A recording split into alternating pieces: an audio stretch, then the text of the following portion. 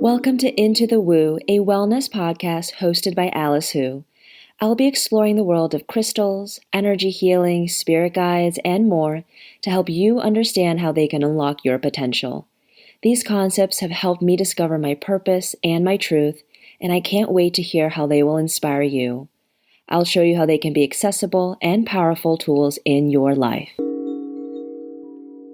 Manifestation is more than just calling in a new job, getting that dream car, dream house, whatever is on your list. It's truly a state of being, and we are always manifesting, whether we are aware of it or not. That's the thing. So wouldn't you rather be active in your manifestation process than passive? Like I always say, your external world is a reflection of your internal world. You are the constant in your life, and everything else is a variable. That's why understanding yourself, the energy that you hold, how you're cultivating your energy and thus your mood and your actions and beliefs is so important. When we talk about manifestation, most people are clear about what they want. They want to be happy, they want a good job, they want to feel loved, supported, want to have fun adventures, whatever it may be. That part is always clear. But what people don't realize is you need to understand what limiting beliefs are preventing you from getting to that vibration of where your manifestations are. Because everything has an energy, has its own vibration, and it's also intangible things as well.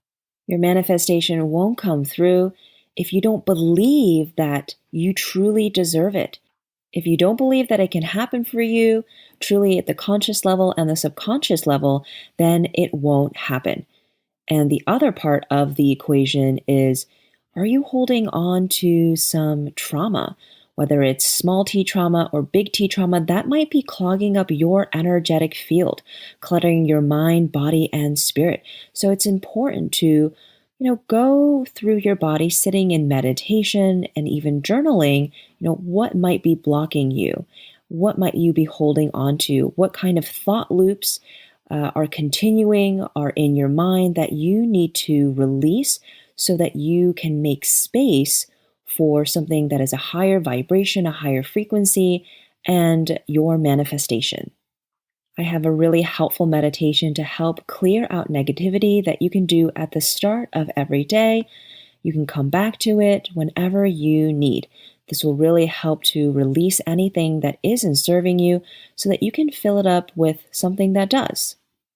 So that covers what is manifestation and some common pitfalls when people are trying to manifest, but they're like, it's not happening. It's one, are you believing that it's for you, that you truly deserve it? And what limiting beliefs are preventing you from getting to that dream job, a car, a house, better relationships, whatever it may be? Your intention is extremely important when you're manifesting. So if you're manifesting from a state of scarcity versus a state of abundance, you're going to attract things that might seem like the right fit, but as you dig deeper, you'll realize that no way, this is not a good fit. It's filled with drama or just doesn't feel good. It's not right. And I remember a couple years ago, I was really in a scarcity mindset. I had transitioned out of my second startup and I was looking for a new opportunity. And I wasn't going to start something on my own. I was looking to work for someone else. And it had been a couple months and I was really just desperate to start a job. I was like, if I don't get a job in the fall, then it's pretty much going to be super difficult to get something later in the year because it's the holidays. And so that was the intention. That was my mindset, the energy that I was holding as I was talking to people and connecting to potential employers. So what did I get? I got a job that seemed great on paper. It was a wonderful opportunity, but definitely, hindsight is 2020. They didn't pay me enough. They had really high expectations. And honestly, it was a toxic work environment. It was probably one of the most toxic work environments that I've ever been in. And when I left it, I was able to reflect and understand, oh, I was in a state of scarcity and my vibration matched my employer. She was also desperate to find someone to fix their, marketing department. So many people had come in and out as leaders in that department and it just wasn't working out. So our vibrations were a match. Unfortunately, not for the highest good for both parties. And so that is an example that I want to share with you because you want to really be mindful about your intention, especially if you're looking for a job and a partner. You want to come from a place of abundance and of deserving, and to understand your values and what is important for you to feel supported, to thrive, to be happy.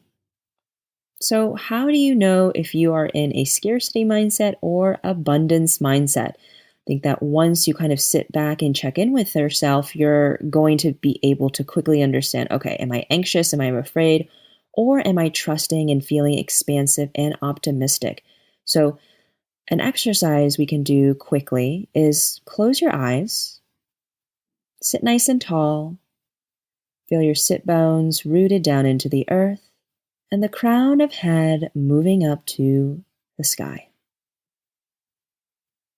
Begin to pay attention to how your breath is flowing in your body, and begin to feel more still, more at ease with each breath in and each breath out.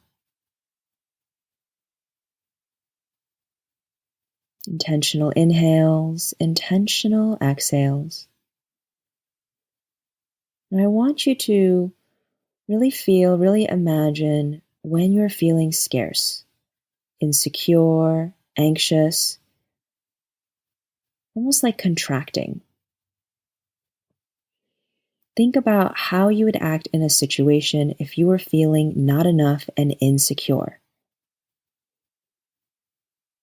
Maybe a specific situation is popping up for you, like a job interview, going after a promotion.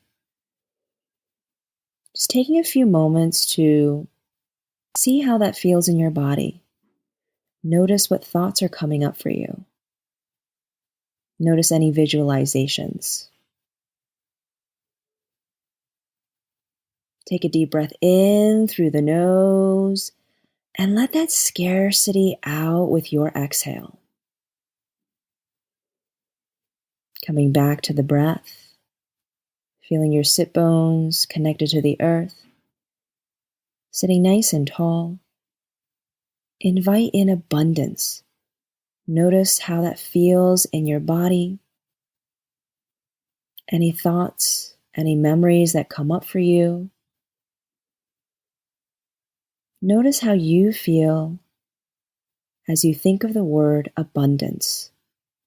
Feeling optimistic, expansive, creative, like an opening, an openness.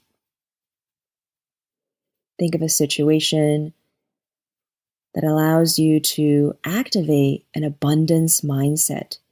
Maybe it's the same situation as before. Notice how you feel. Notice how you're behaving. Take a deep breath in through the nose.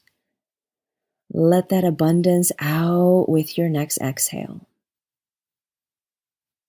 So that's a quick exercise to notice how you feel when you're operating from scarcity and how you are when you're feeling abundant. If nothing came up for you, you can try it a couple more times, maybe for longer, as that exercise was a bit quick, and notice what comes up for you. I know that when I am fearful or anxious and really rushing things, I don't feel creative. I'm not acting in my best interest, and it's almost like just trying to find a solution, but not finding the right solution. Whereas when I'm operating from a place of abundance, I feel calm, I feel at ease, and there's a deep sense of trust that things are working out for my highest good. So, what if you don't know what you want to manifest? I know that COVID has really caused people to reflect on if their jobs, where they're living, their significant others are a right fit for themselves with less distractions around. You just can't help but to really think about these big life questions, existential questions. And so, if you don't know kind of what type of job you want, where you want to live, or whatever that's on your mind, I want you to think about how you want to feel. How do you want to feel in the next 6 months? Write this down on a sticky note and place it somewhere where you'll see it at the start and end of the day. So, a couple examples could be optimistic, joyful, abundant. Allow these words to guide you in your thoughts and your actions. Always check in with yourself at the start and end of the day and see if you are in alignment or moving towards these feelings. I just hosted a manifestation workshop, and if you missed it, don't worry. You can still purchase the recording. I talk more about energy, and we really work on releasing limiting beliefs and cultivating the type of energy that will allow us to bring in manifestations that are in alignment with our most authentic selves. So, what are you trying to manifest for next year? I'd love to know, and if you have a friend you think that needs some help in figuring out what their life will look like in 2021, send them this episode. If you love the podcast and haven't rated it yet, please give it 5 stars. It would mean so much to me, and I'll be forever grateful.